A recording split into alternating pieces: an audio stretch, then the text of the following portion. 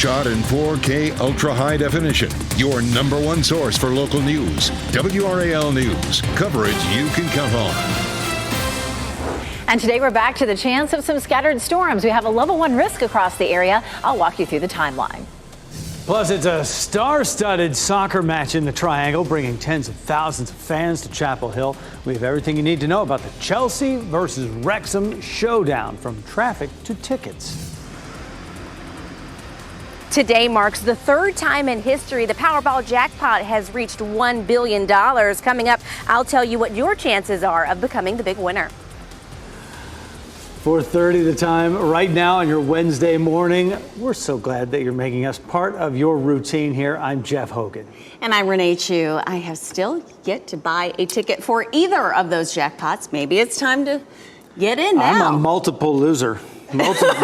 Many-time loser in this round here. Maybe it's just waiting for, us to jump in and get into the action. Let's jump into the news right now. We'll begin with meteorologist Elizabeth Gardner with a look at our severe weather risk for today. Yeah, we're going to get back into the action today, too, here with weather, especially for our potential for scattered thunderstorms. Now, the coverage doesn't look too great, which is good news. But if we do have any storms develop, we have the potential for a few of those to produce some wind damage. So here's a look at Futurecast. We've had some thunderstorms develop over West Virginia overnight. Some of that's going to be diving down close to us this morning. Potentially maybe South Hill, Roxborough sees a quick sprinkle. We'll also see a bit more cloud cover today because of that system. Now, once we get closer to lunchtime, it'll be mostly sunny to partly cloudy. At 3 o'clock, you can see a few isolated storms between Clinton and Goldsboro. We'll move it ahead to 5 o'clock and pause it again. And at that point, we have the potential maybe for some rain down around parts of the Sandhills. That comes swinging southward down through around 8 or 9 o'clock. So you can see not a ton of coverage out there, but the potential for a little bit. This is a look at our air quality current map. We do have a little pocket in our northeastern counties and from Durham north and west of code orange, but it definitely looks like that is going to continue to improve. Our forecast from the Department of Air Quality is for code yellow all across the viewing area, so that's definitely great news. 80 degrees right now. It is a very warm start with a really high dew point. That's 74 right now, so definitely the heat index is going to be a big deal for us today. We'll see a high temperature of 93 with a chance of a few storms, but we'll walk you through the next several days. Heat index coming up. Elizabeth, thanks. Soccer takes center stage in the Triangle today as two top English teams, Chelsea and Wrexham, square off. The highly anticipated match is bringing people in from all over the world, including Wrexham's owner, Ryan Reynolds. WRAL's Laura Levine joins us live from Chapel Hill with what you need to know, from traffic impacts to tickets. Laura, good morning.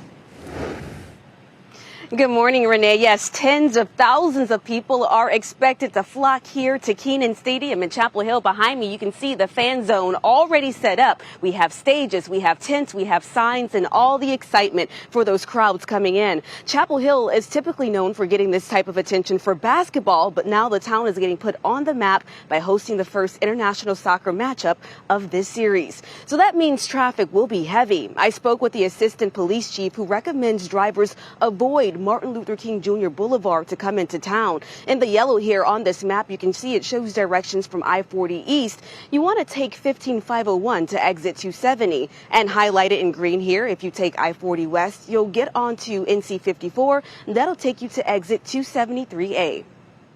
We have a lot of people who bike and walk on any given day. It'll be even more because of the game. And it's important that the cars are looking out for those people and driving in a way that keeps everybody safe. So this is the first exhibition in the U.S. for Wrexham, the team owned by Ryan Reynolds. Tickets are sold out and many surrounding hotels are booked. The game will pump about $15 million into the local economy. And as far as parking, well, all Kenan Stadium parking lots will be open and available, but you have to purchase tickets for that before getting here. Also, rideshare and bus public transit is also encouraged. We have more details about parking on WRAL.com. Laura Levine, WRAL News, live in Chapel Hill. And we have more coverage ahead on the big match tonight. In the next 15 minutes, meet some of the singers who will be performing just before kickoff. Wake County Schools has a new superintendent to oversee its 160,000 students. Robert Taylor will lead the school system starting October 1st. He served as a deputy state superintendent and as superintendent of Bladen County Schools for 10 years. He also spent time with the Clinton City Schools. State Superintendent Catherine Truitt gave her stamp of approval for her former colleague, pointing to his ability to take on challenges like school security. Rob is an expert in this area. So that's one thing I think he is automatically going to be able to hit the ground running on. And I know from surveys and from talking to parents that school safety is top of mind. One board member, Cheryl Caulfield, said no to the vote last night. She said she wasn't against Taylor, just the $326,000 salary that he'll get. Taylor did not attend last night's school board meeting. WRAL made contact with him by phone, and he declined an interview at this time. You can read 7 of the biggest challenges Taylor faces by going to WRAL.com/education. The man accused of carrying out a stabbing spree in Oxford is waking up in a different facility this morning. We've learned Malik Webb was transferred for his protection and for mental health treatment. WRAL also obtained court documents showing Webb had been out on bond for a trespassing charge at the same Walmart where he's accused of stabbing his 3rd victim. Police say Webb stabbed 2 other people on Monday, one at the Granville County Administration Building, the other at a McDonald's. One of them, Terry Hobgood, is recovering at home. We're working to learn the conditions of the other 2, Edward Shaw and Robert Frazier.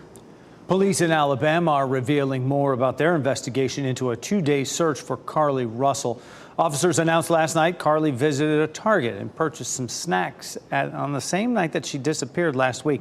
But investigators say those items were not found in or near the car or on the side of the highway where she called 911 to report a child walking alone. Authorities say they have not located any evidence of a toddler walking in that area. Carly showed up several days later at her parents' home alone. Federal investigators are working to figure out what caused a small plane to crash in Edgecombe County.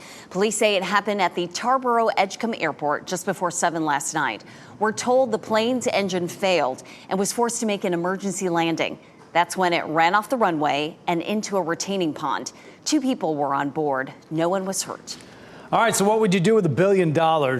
You have a few hours to think about it ahead of tonight's historic Powerball drawing. It's the 3rd largest in the game's history, and it could grow higher as people rush out to buy tickets today. WRAL's Kelsey Coffey joins us live with what you need to know about this big drawing. Kelsey, good morning. Good morning. More than $52 million worth of Powerball tickets have been sold here in North Carolina since the last jackpot winner. And then you can see that all these people are going to be looking at these numbers right here, hoping that they will be the big winner tonight. Now, if you win tonight's $1 billion Powerball, you're pretty lucky, right?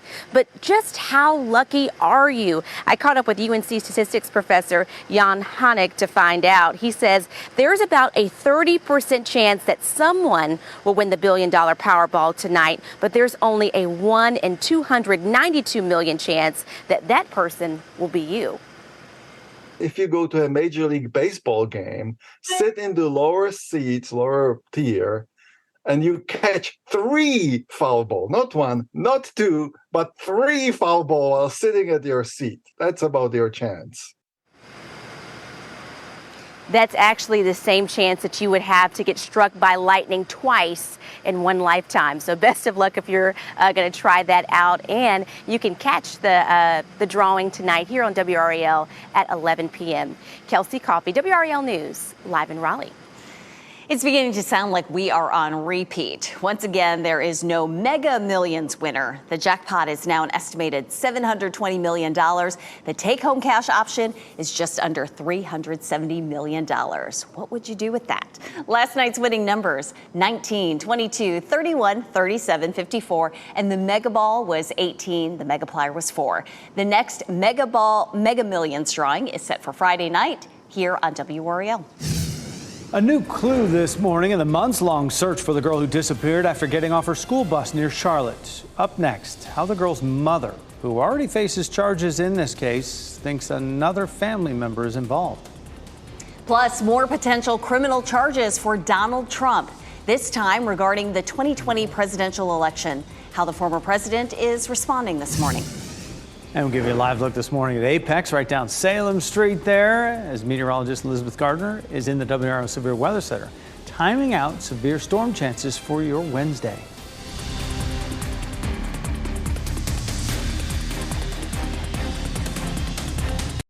From the WRAL Severe Weather Center, North Carolina's most experienced team of meteorologists. It is 4:43 when we're taking a look at dual Doppler 5000 radars. Some showers and thunderstorms up into Virginia. That's going to fizzle out before it reaches us, but there could be an isolated shower around Roxborough or up around South Hill this morning. We do have a level 1 risk for severe storms. We'll most likely see that later this afternoon after lunchtime between, say, noon or 1 and maybe around 8 o'clock or so. Damaging wind would be our biggest threat. It's nice and quiet in Apex this morning, and it's a bit cloudy, too, with those showers and thunderstorms to our north feeding a little cloud cover in, but most of us are going to stay dry from that.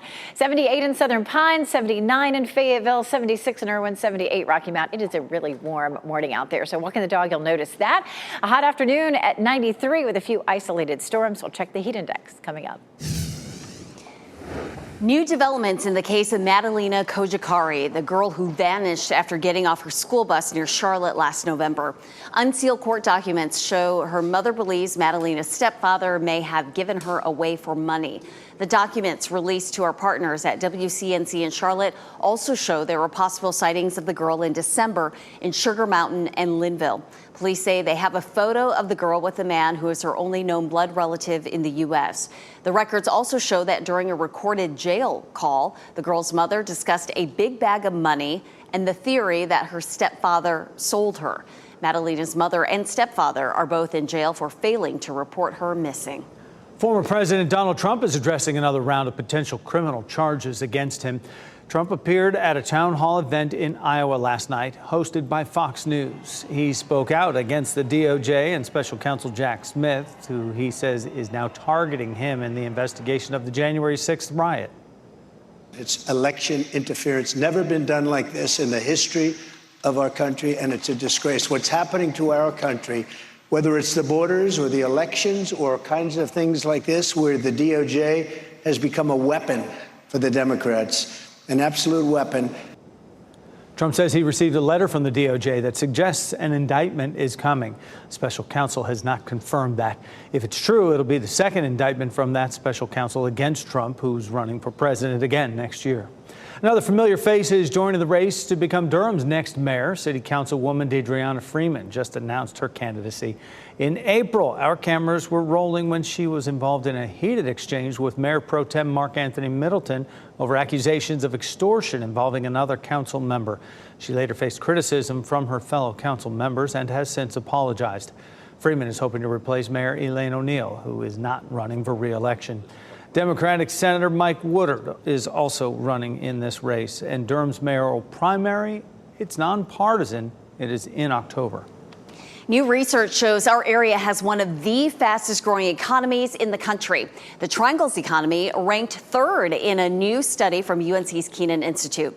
Our area trails only behind San Francisco, California, and Austin, Texas, which takes first place. Chief economist of the Kenan Institute, Dr. Gerald Cohen, says this has a lot to do with all the high-tech workers in our region. He says we have a double boost. Not only are our universities and colleges putting out highly skilled workers that can fill these high-tech jobs, but we also have a lot of people moving to the area.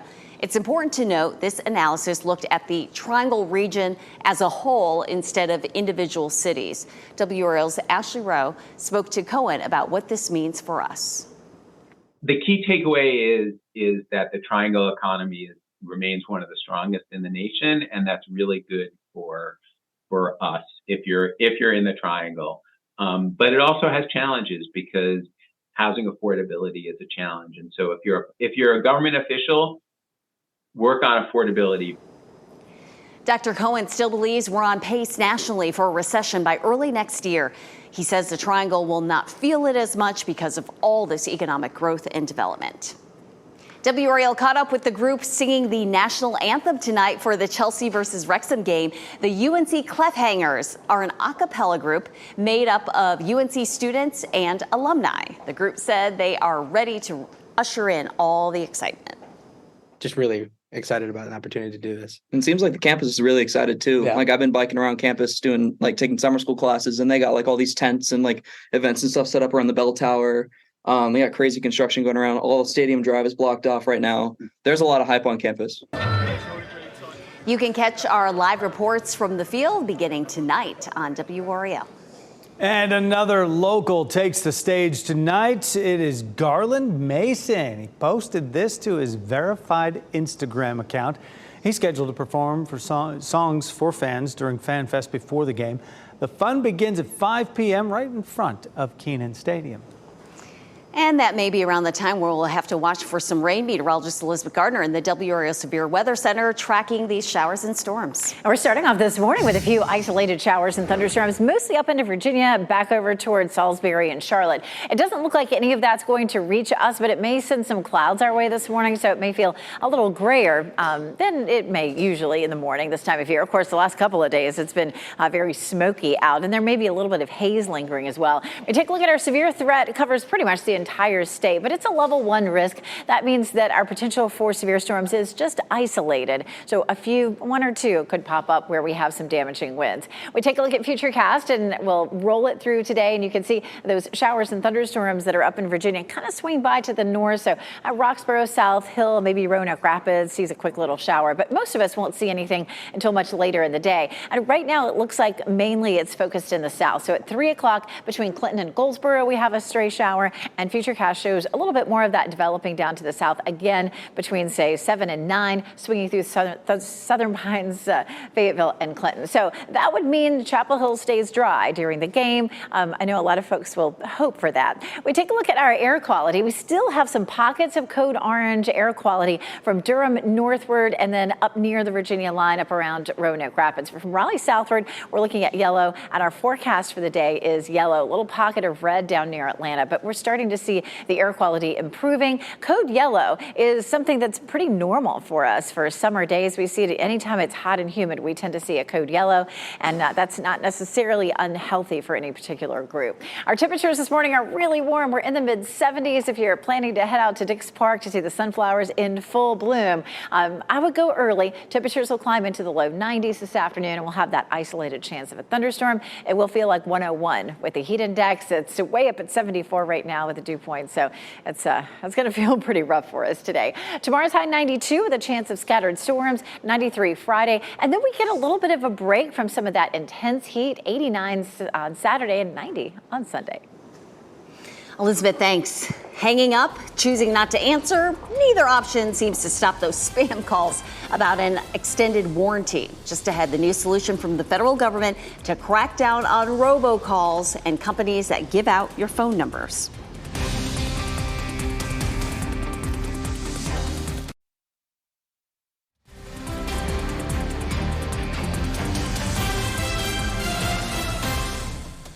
.54 right now, your Wednesday morning. This is the intersection of Franklin Street right there in Chapel Hill, our top of the hill camera right now. And get ready for another hot day in the 90s. Once again, we've had 15 of them this month, so it should not come as a surprise again today. New this month, farmers can apply for a share of more than $2 billion in grant money from the federal government. It addresses discrimination in how USDA farm subsidies were given out before 2021. WRAL's Keenan Willard shows us who is eligible and why some black farmers say the money could bring more equity to the industry. At Golden Organic Farm in Edgecombe County, Kendrick Ransom is taking on 2 jobs, putting food on the table and teaching others to do the same. Historically, it's been very challenging to be a black farmer. Ransom runs a farming incubator, helping beginners learn the skills to get started in agriculture. He says there's a need for more black farmers in this country. Experts tell WRAL that only about 45,000 farmers in the U.S. identify as black, making up just over 1% of the industry. The reason for that disparity? A lot dealing with the USDA, discrimination that played a part. Ransom says historically the federal government discriminated against minorities in the process of giving out economic subsidies to farmers. He says it left many black farmers unable to afford to keep their land over the years. And we're just being totally dominated, and it's time for time for some change. A potential step in the right direction, the USDA is launching the Discrimination Financial Assistance Program. It's $2.2 billion worth of federal grant money, set aside specifically for farmers, ranchers, and forest landowners who experience discrimination by the USDA's farm lending prior to 2021.